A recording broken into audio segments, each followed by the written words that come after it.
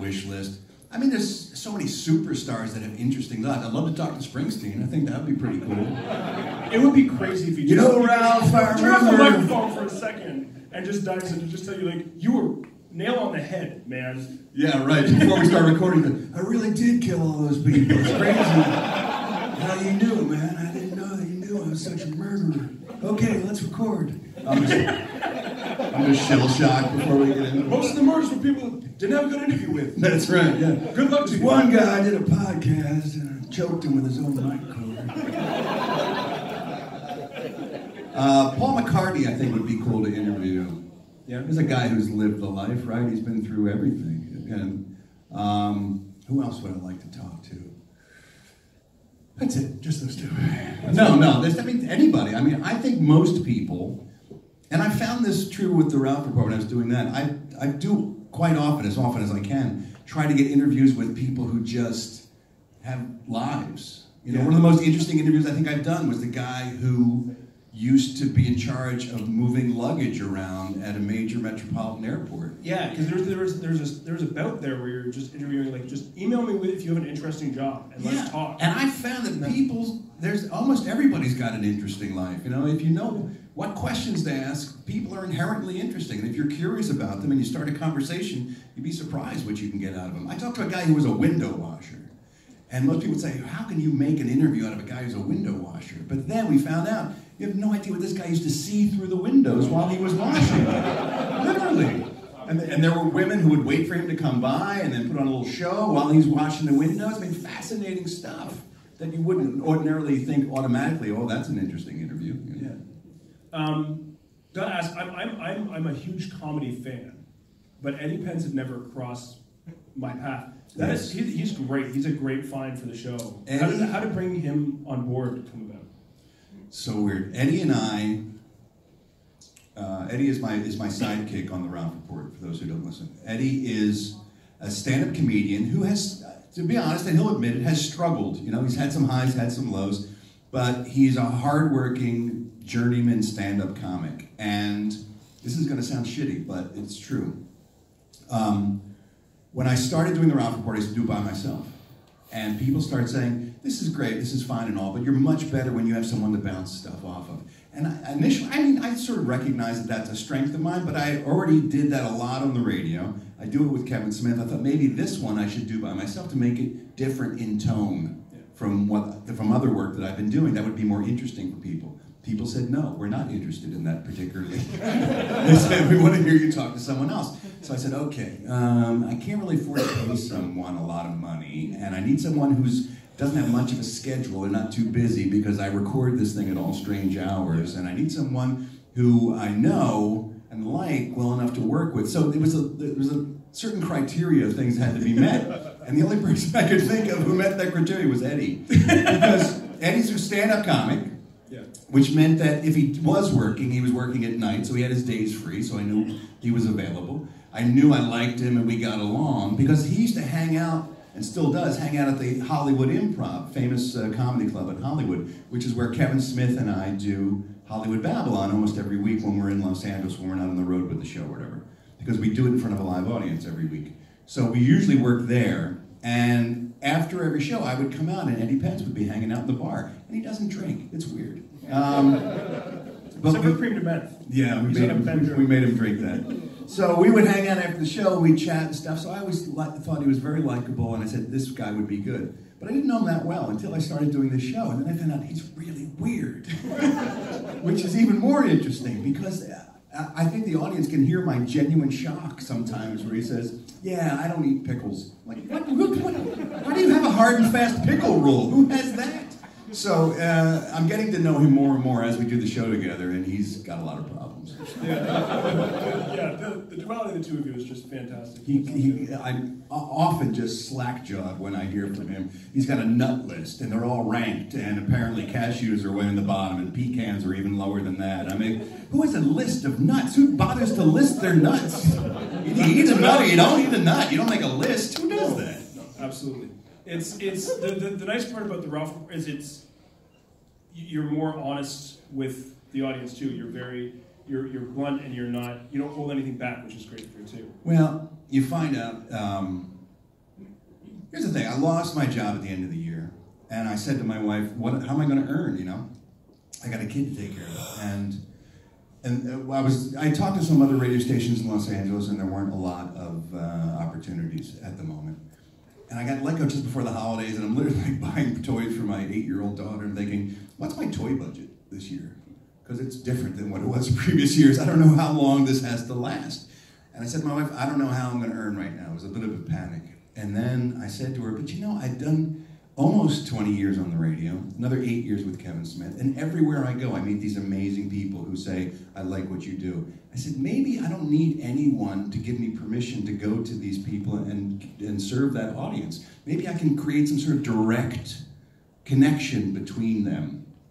And I found these people at patreon.com, and what they do is a subscription-based service where people literally take their money out and they put it on the table and they say, what you're doing has worth to me, and we're going to pay your salary, and we're going to subscribe to your project. And that's where I started doing the Ralph Report. And those people, you people who subscribe to the Ralph Report, they are hardcore, committed, engaged people who say to me, your work has value to me. And because they do that, I feel obligated to be my best, fullest self to them when I work. And so I've introduced them to my wife and to my kid, and I talk about my real life and my ups and my downs, and it is much more honest, it's much more engaged, it's much more genuine, because they've earned it, because they're amazing. And I thank them. I thank you. If you're one of those subscribers, thank you so much. If you're not a subscriber, you should feel damn guilty right now, because these people are awesome. So I'm going to stop asking questions. Thank God. Oh. Jeremy, we thought you'd never stop talking. Sit here for the next 15 minutes while you eat a sandwich. No, let's keep talking. I'm kidding. And I'm going to run through the audience and let the audience start asking the questions they have, because I'm sure you guys have just as many questions as I do. So, yeah. Talk loud. That's okay. Hello, Ralph. How are you doing? As you're just mentioning, and we were talking earlier about this intimate relationship you have with your audience, yes. You know, this tight friendship that goes on. Mm-hmm. Sometimes pants off. I'm kidding. Sometimes. Two of the most, I don't know, critical crises that you've kind of went through in the past few years have been you getting let go from the radio, yes. and your experience on the Orville, yes. with the makeup and the claustrophobia. Yes.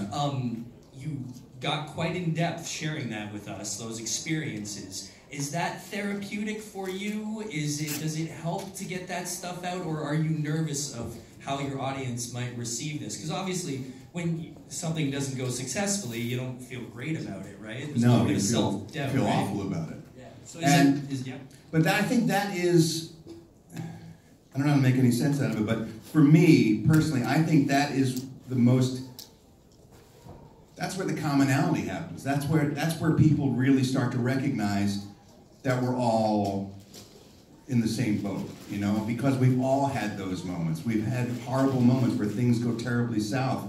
And I think people can listen to that and they can relate to that, and that connects us more than me saying, well, I had lunch with Jimmy Kimmel the other day. I mean, who wants to hear that Hollywood BS? It's just, if you're honest with people and if you share with your stuff when you're at your lowest, I think it's when people say, yeah, I feel for you, man. I was there too, you know, and it gets better or it doesn't get better, or how did it get better for you? That's a much more honest conversation. So, I mean, it was the Orville thing. For those who don't know, Seth MacFarlane's a friend because I've done many years of work on Family Guy, and Seth is very loyal, and he brought me in to do Ted. I played the dad in Ted, When the Bear Comes to Life, in the kitchen. That's me.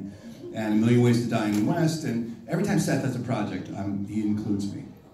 And he asked me to do this thing called The Orville, but he wanted me to play the alien bartender on The Orville. It was going to be a regular role on The Orville, and I was going to have it for as long as the show ran, and I'd be a semi-regular. And it was very kind of him. But the problem was, this character, Canute, had tentacles and eyes up here, and it was a giant prosthetic makeup thing. And we found out very early on that I am desperately claustrophobic, and I had literally a panic attack on the set. I broke down. It into tears like a child and had to be helped off the set. It was a total breakdown. And I can't do the role. I couldn't do it. It was the first time I'd ever failed so just in such a big, bad way professionally. It was the worst. And I talked about it extensively, you're right, on the Rock Report. And that got more reaction from the listening audience back to me from Twitter and emails and stuff than almost anything I had talked about before. Because people were like, well, that didn't happen to me, but I had something where, you know, this happened to me, and where this happened to me, and it's okay, and don't feel so bad, don't beat yourself up, because we all had those moments. And I think that's much more human, I guess, at the end of the day. Yeah. Being the man of 500,000 voices. Oh, yeah. Kevin Smith says 8. Yeah, we're metric up here. So that's true, I guess. I couldn't figure out the temperature of my hotel room. It's like, yeah. It's 20 degrees in here? It doesn't feel that cold. Why is it? Oh, F. I gotta push the thing, make it an F, not a C. Yeah. But with that experience, having done so much in voice acting and impressions, have you ever had any experiences where someone has come up to you that you've done an impression with and either been really positive about it or really negative about it? You know, it's funny, you said that the first thing that pops into my head was the one person who loved hearing me do him more than anyone else was Adam West. TV's Batman Adam West. And this is one of those stories, like, you know, you really have to, as much as you can, appreciate the magic things that happen to you in life. And I was a huge Batman 66 fan as a kid. I mean, it was my life's blood, and hell, kid, to this day, I mean, still, it's so important to me. Really formed my childhood. And I met Adam years ago, and beyond that, we became friends and co-workers, and I knew his family, and we spent time together, and he was a great man, and a great dad, and a great father, husband, friend, I mean, just the best. So we would often spend time together. He was also the mayor of Quahog, of course, on Family Guy, so even there we would work together. So we would often find ourselves together, sometimes in cons, in situations. We'd do New York Comic Con or San Diego together. Sometimes socially, sometimes in the waiting room at Family Guy waiting to record. And very often, especially if he was around new people we were just introduced to, he would say, Ralph, do your impression of me again. Show them how you do that voice. Do my voice. And I'd say, all right, Adam, here we go. The Joker, you evil, twisted fiend. If you lay one finger on Robin, and I would do a little Adam West, and Adam invariably, stop, wait for it. Adam would turn to that person and go, I don't sound anything like that.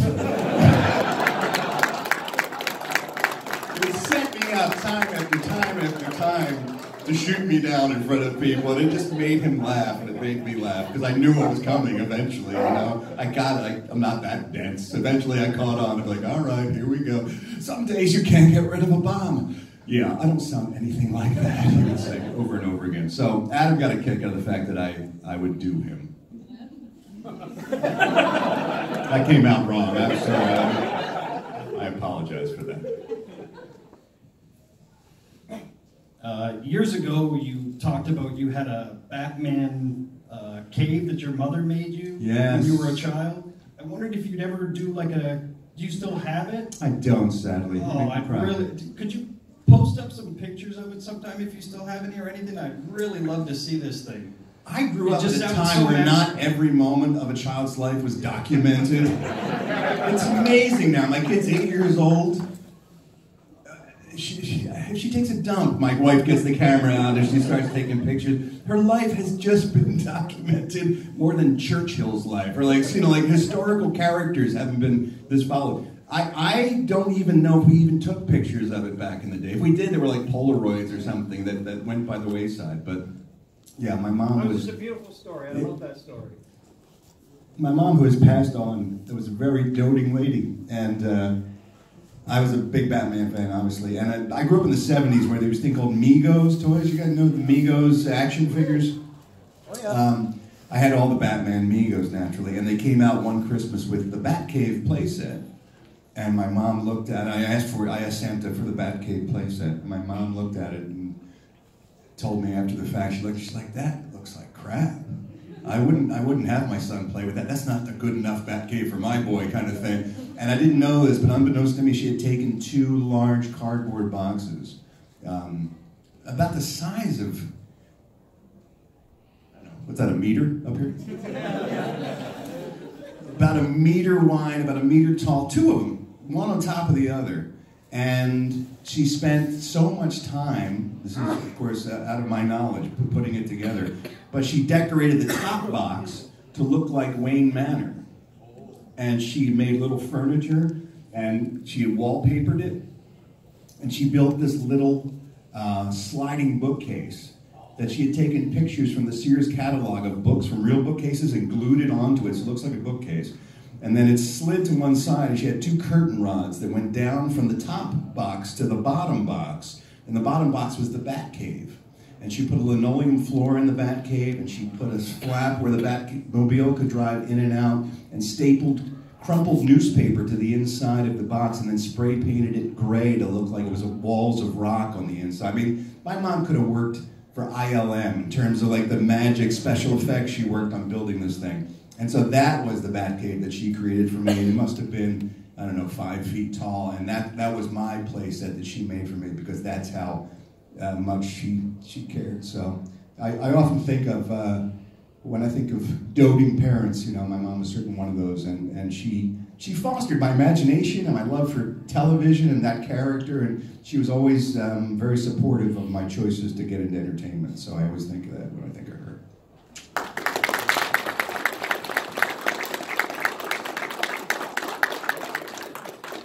And I wish I had pictures of it. I would absolutely love to show you, but I don't. I'd love to see it. I Yeah, really would. yeah, it was pretty cool.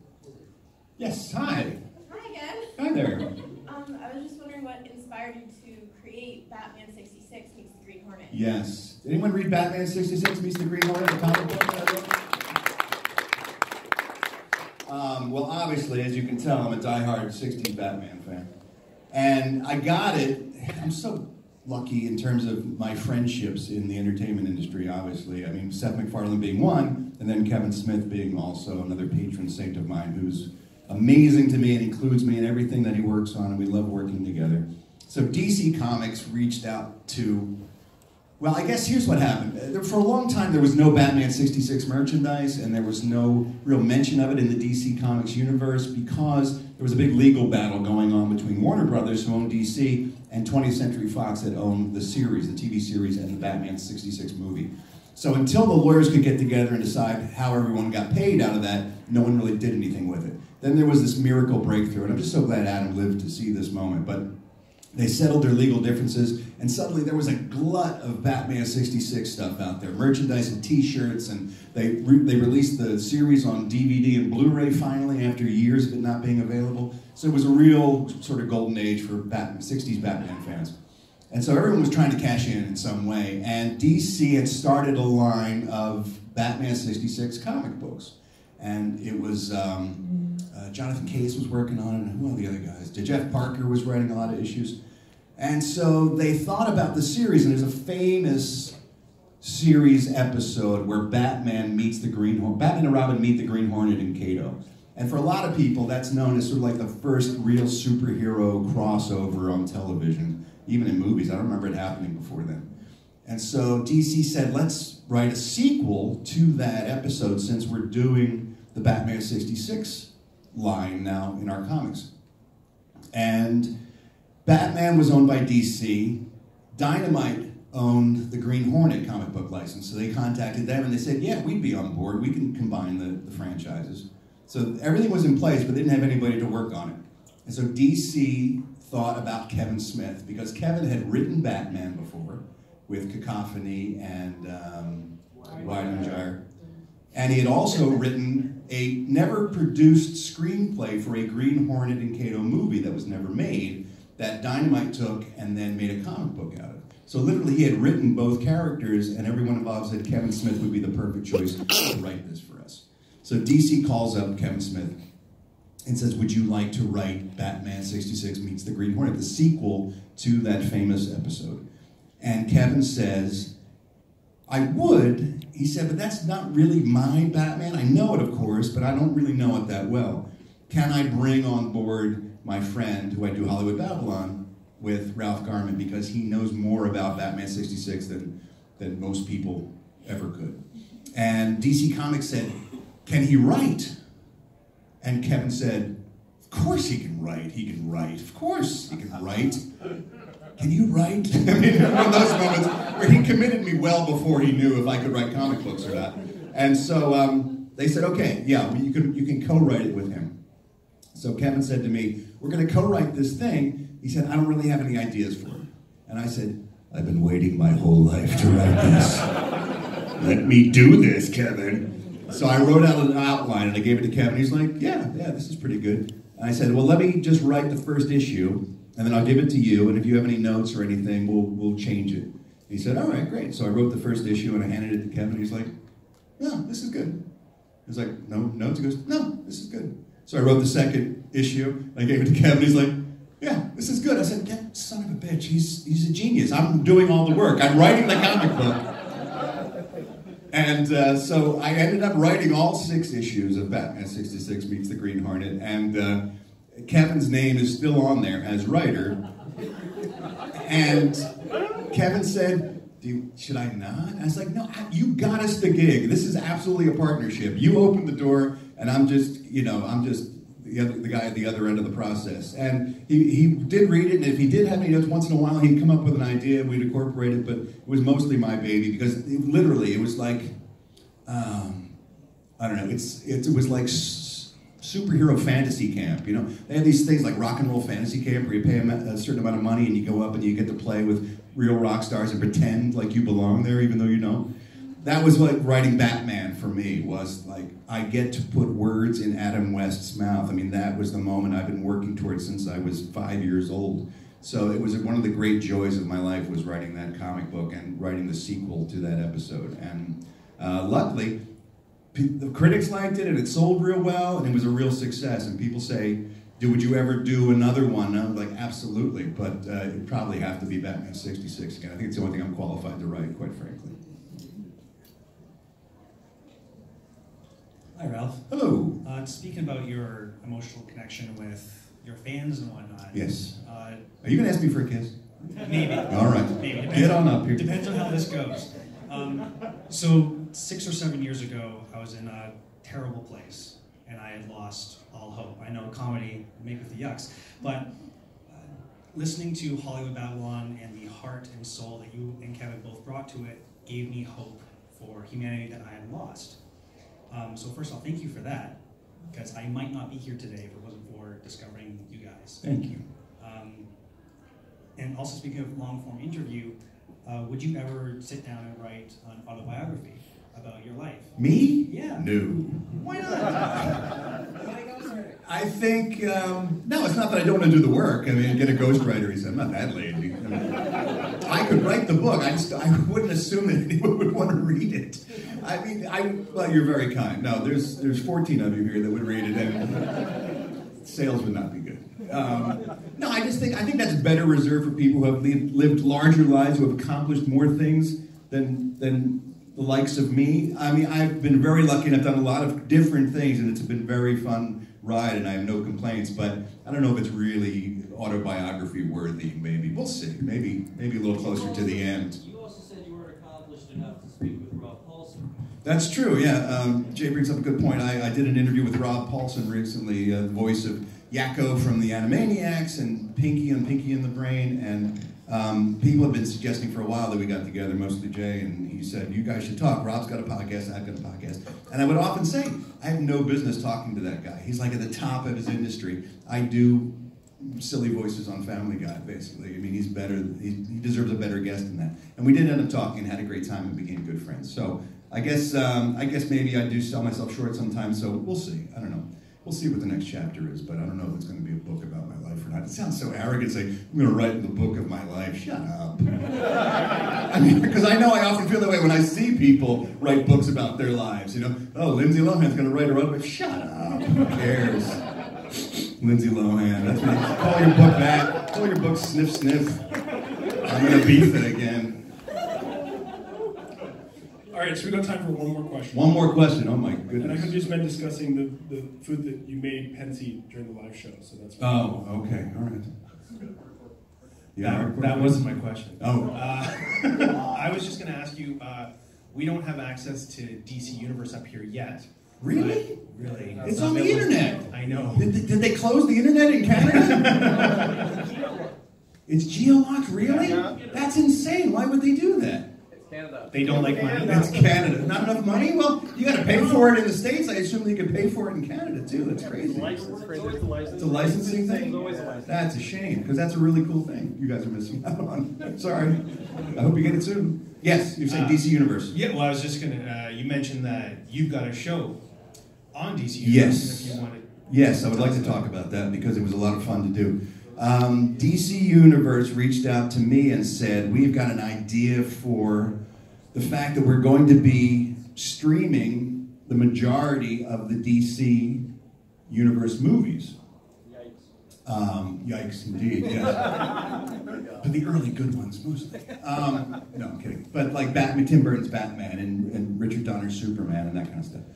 And what we'd like to do is sort of an educational, doesn't really sell it very well, but sort of like an informative mini-series that kind of talks about, excuse me, cheesesteak coming up on me. Sorry. No, it's just a little burp. It was good. Tasted twice. An informative little series where, I don't know, 5-6 minute segments where I talk about the trivia, the making of the film, and trivia behind it, interesting stories. And they said, we need someone to host it. Would you be interested? And I said, absolutely. Again, you know, I get offers to host things, and most of the times I say no because it sounds boring, but this sounded like something I would enjoy talking about and doing. So they had me come on, and you will see it eventually when you guys get it. I'm sure you will soon. It's called DC Universe Presents, and it's me basically, you know, they have those movie channels where the guy comes on before they show the movie and says, this film's from 1957, and Charlton Heston had a massive hemorrhoid the whole time he was filming it. You know, just like interesting behind-the-scenes stories. And that's what I do, and I've done Batman and Batman Begins, Batman and Robin, sorry. I was kidding when we were filming it. I was like, can I just say, and now, watch, if you can, Batman and Robin. They wouldn't let me say that. Superman 2. So I did most of the early ones, which is sort of my wheelhouse anyway, sort of nostalgia when it comes to these superheroes. So I did a bunch of them, and they're up and running now. But it's cool because it's not just me. They've asked other people to step in as well and do some. In fact, Burt Ward recorded a couple, and so they're asking people who have some sort of connection to the DC universe to step up and perform in it, and it's been really fun. The one time I got pissed off at Kevin Smith, I couldn't believe it. Because his daughter, Harley Quinn Smith, is now one of the hosts of their daily informational news show on DC Universe as well. And I think he was a little chap-assed because she was doing that and no one had asked him to be the host of that show. Honest to God, I think it bugged him a little bit. Because we were getting together for something, and he said, what's going on? I said, I just had a really good day. I just filmed a bunch of things today. He's like, oh, what? What'd you work on? I said, well, DC Universe asked me to host their movie show. And he's like, why you? I was like, how about congratulations first, Kevin, before the YUs start getting pulled out? I said, why didn't they ask me? I was like, I don't know, Kevin. Can I have one thing, Kevin? You've got a million things going on. So we had fun with that. But yeah, when you guys do get it up here, I hope you will enjoy that as well. Kevin Smith and I, we are like a married couple for sure, yes. If Kevin Smith ever stopped smoking dope, and I ever stopped drinking, I'm convinced that you'd find us killing each other with our arms wrapped around each other's throats. We both do enough of our own drugs of choice just to keep us from attacking each other. Because it's like you spend enough time with anybody and you start that bickering sometimes, but no, we're in good shape. Well, ladies and gentlemen, that's all the time we have today. What a fun thing. Thank you so much for having me.